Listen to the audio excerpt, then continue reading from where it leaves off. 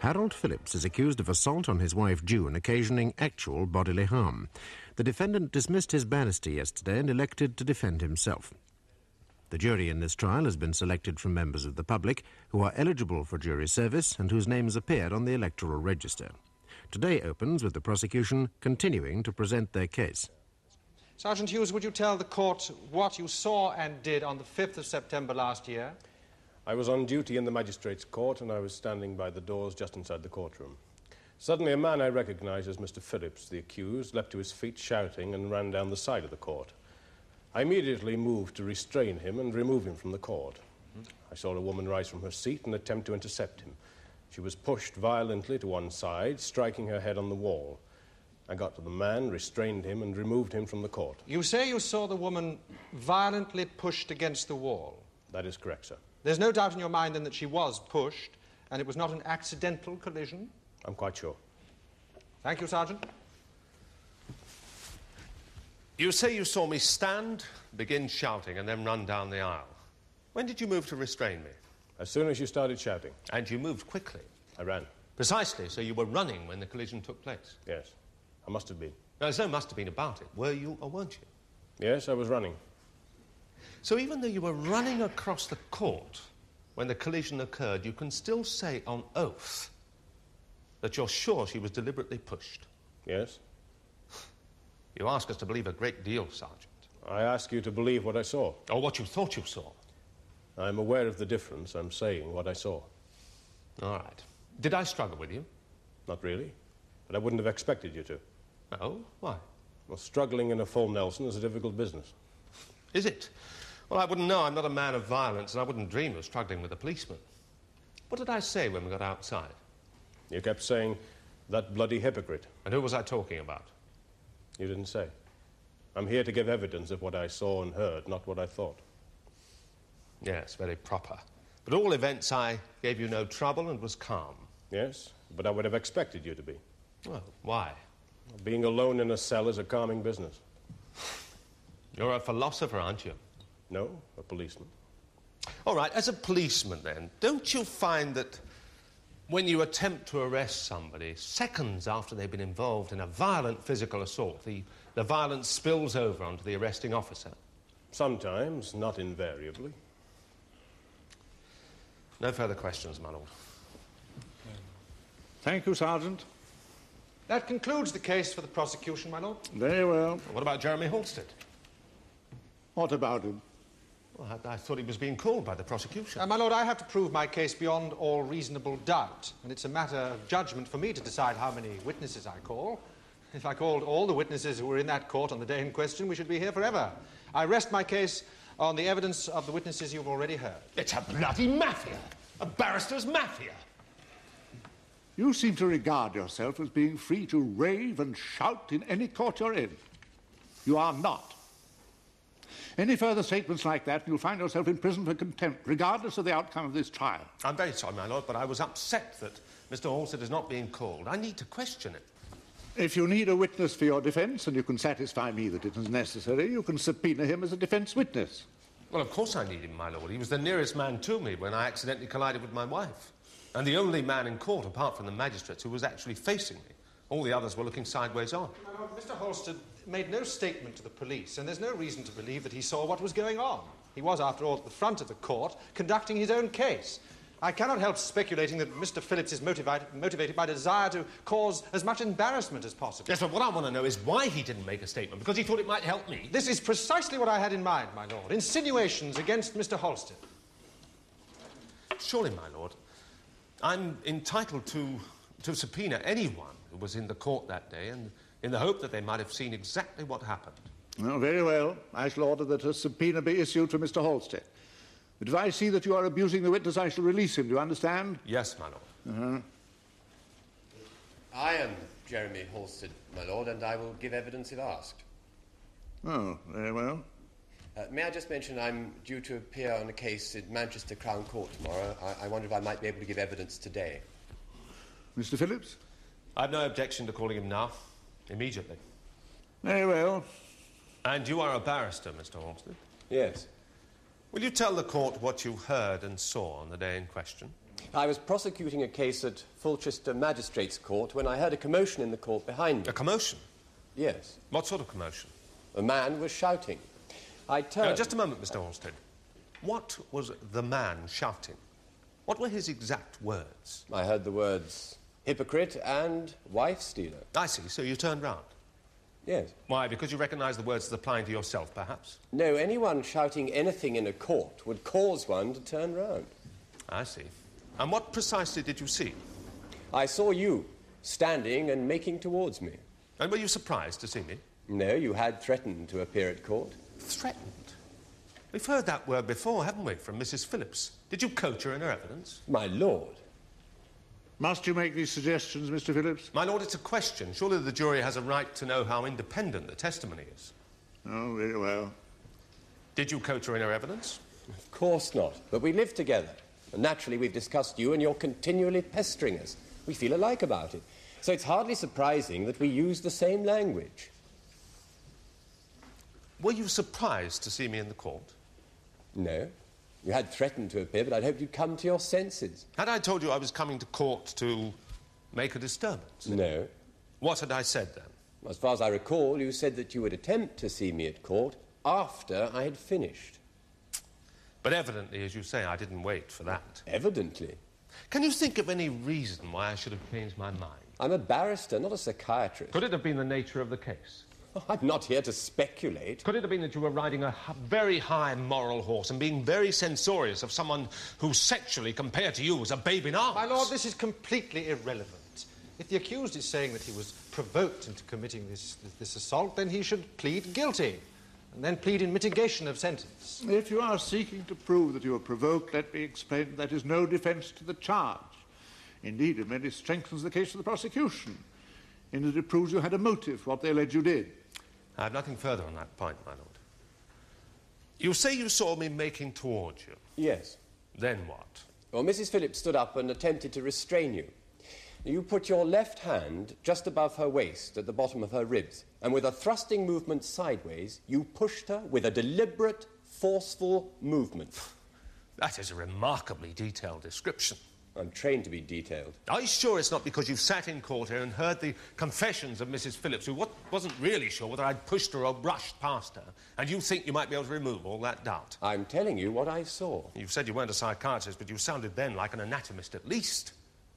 Did our bodies touch before this sideways thrusting movement took place? Well, I couldn't see that. Mrs. Phillips was between you and me, so I couldn't see how close you were. But I did see your hand as it appeared on her ribs. Can you be sure this wasn't a purely defensive gesture? Oh, you mean you were afraid of Mrs. Phillips assaulting you? No, that I was trying to avoid a serious collision. I instinctively held out my hand. No, Mrs. Phillips moved rapidly sideways the moment your hand appeared, and your hand remained in contact with her body.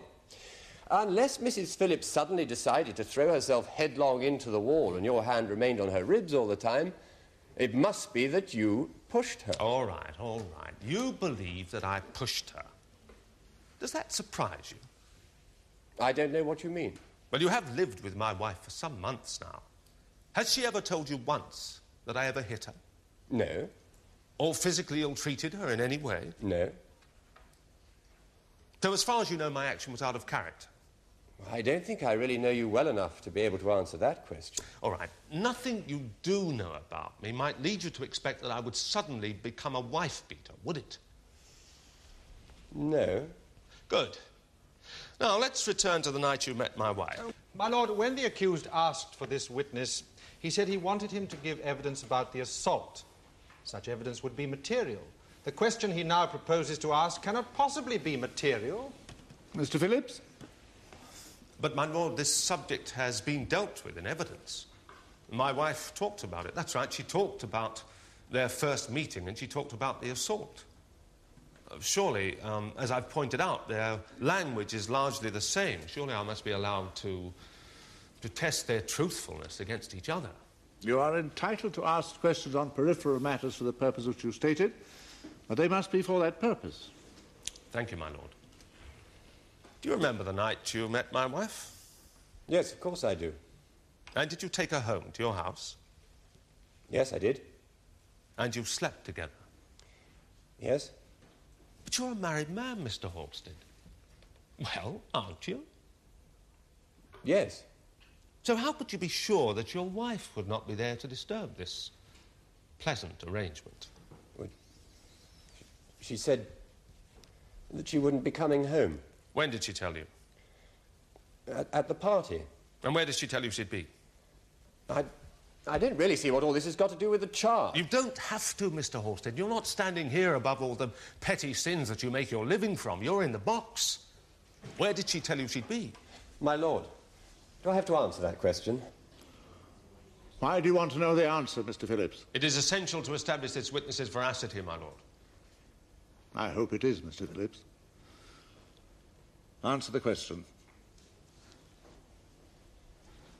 She said she'd be staying with you. That's right, Mr. Halstead. On that night, we had a wife swap, you and I, didn't we? Didn't we? Yes. Mr. Phillips, you have disobeyed my ruling, and I believe you've done it deliberately. We're going to adjourn now. When we return, you will cease this line of questioning, you understand? Perfectly, my lord.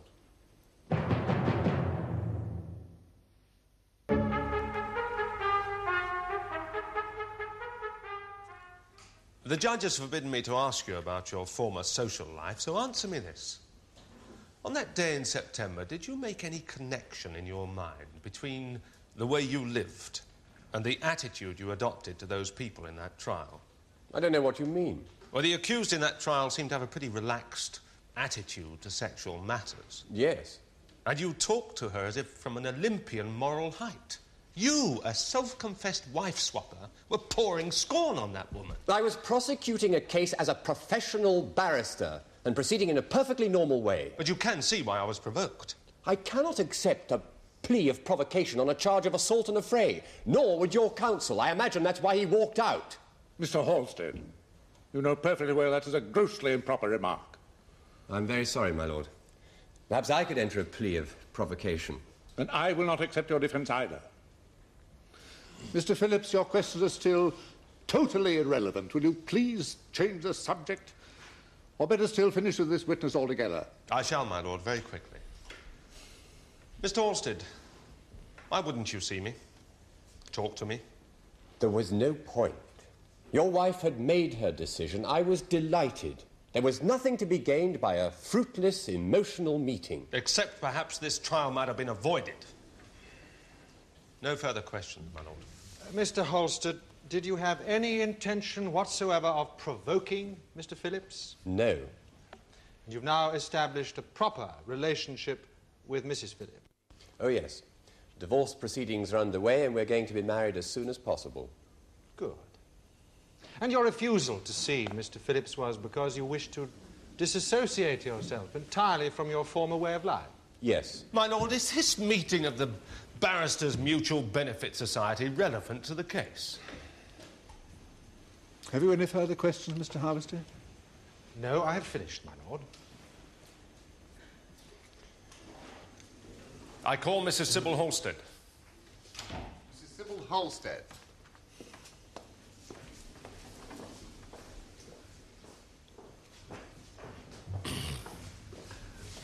Hold the book in your right hand and read the words from the card. I swear by Almighty God that the evidence I shall give shall be the truth, the whole truth, and nothing but the truth. Thank you so much.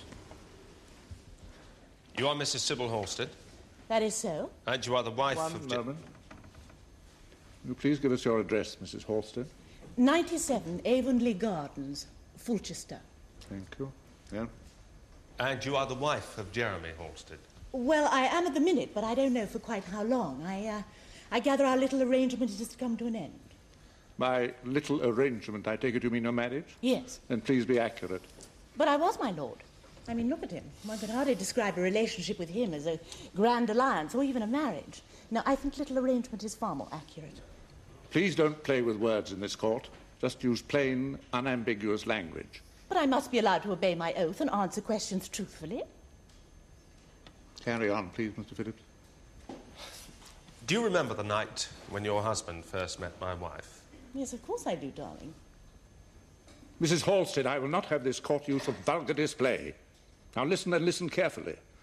Unless you adapt yourself to the usages and forms of polite behaviour, which I'm sure you understand, I will punish you. Do you understand? Yes, my lord. It was beautifully expressed and crystal clear. I will attempt to adapt myself to the usages and forms of polite behaviour. Very well, Mr. Phillips. Was your husband in any way put out when you decided to stay with me? No. It was that kind of a party, wasn't it?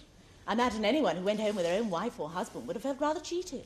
My lord, throughout this case, we've had the defence raising dozens of irrelevant issues, asking irrelevant questions, and, with the greatest respect, my lord, treating us all with contempt. Indeed, Mr. Harvesty. We have already suffered a mass of irrelevance. Now, Phillips, you will take this warning from me as being absolutely final. Yes, If you waste any more of this court's time, I'll have you punished for contempt. Do you understand? Yes, my lord. Now, do you wish to ask this witness any further questions? I must say, nothing she has said so far has borne any relevance to this case whatsoever.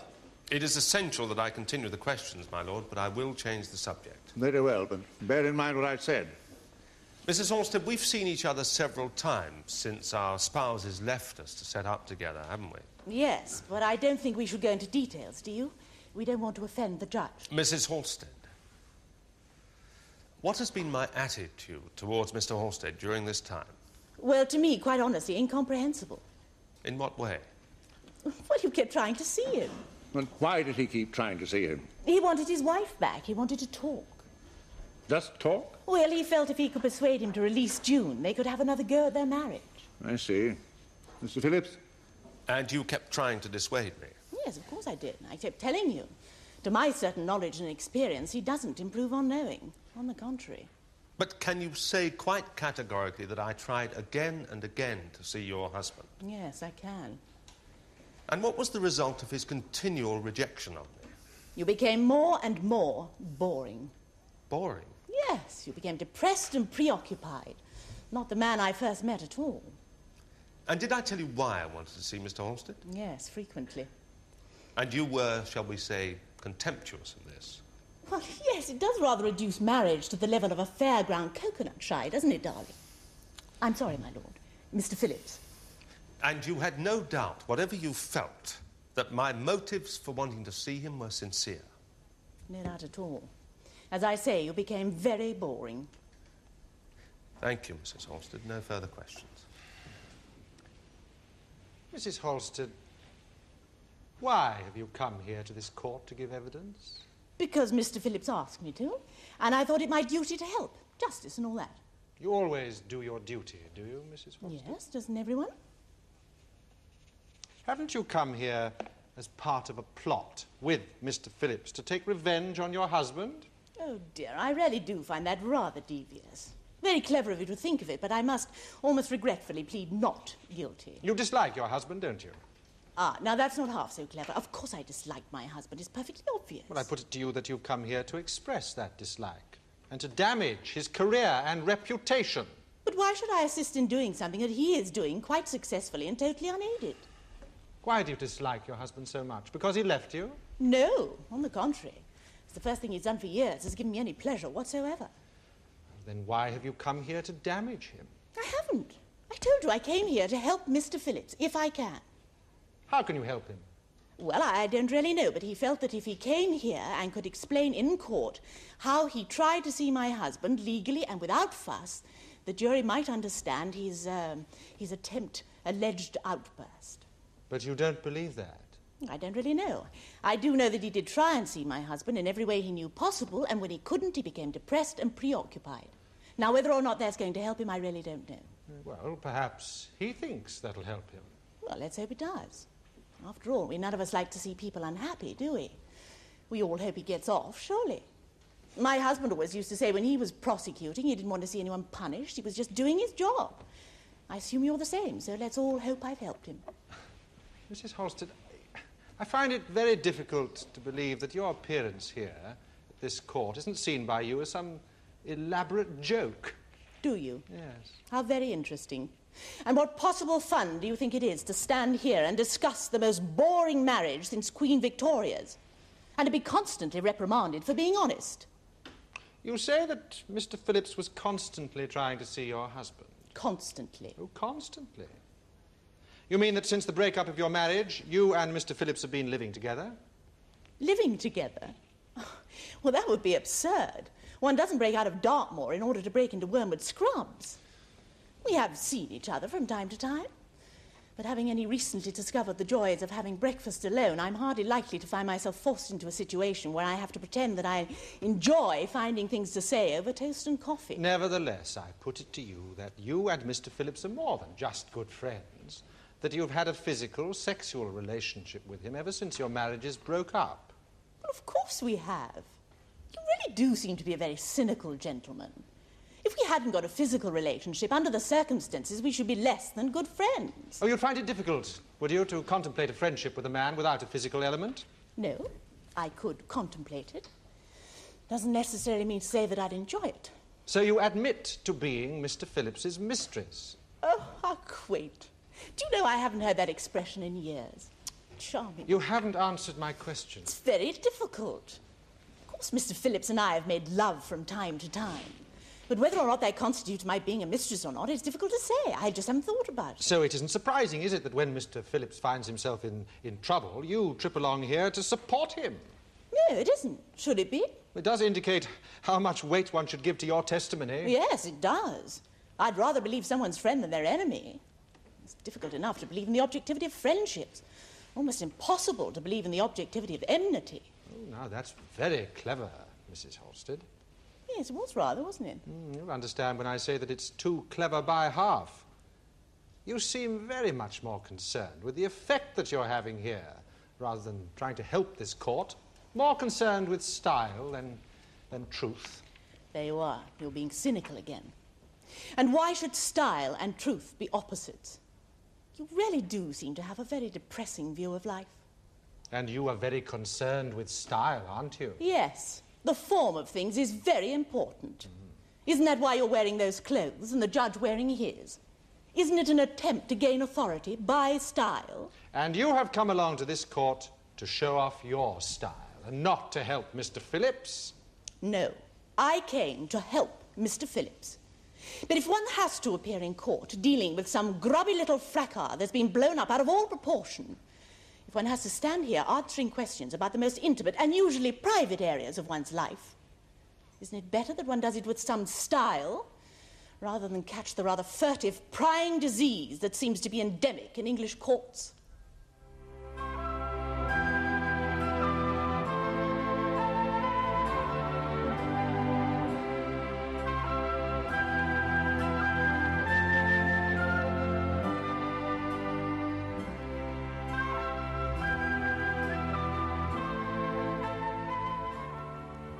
The cases in Fulchester are fictitious. You can join us again tomorrow when The Queen against Phillips will be concluded in the Crown Court.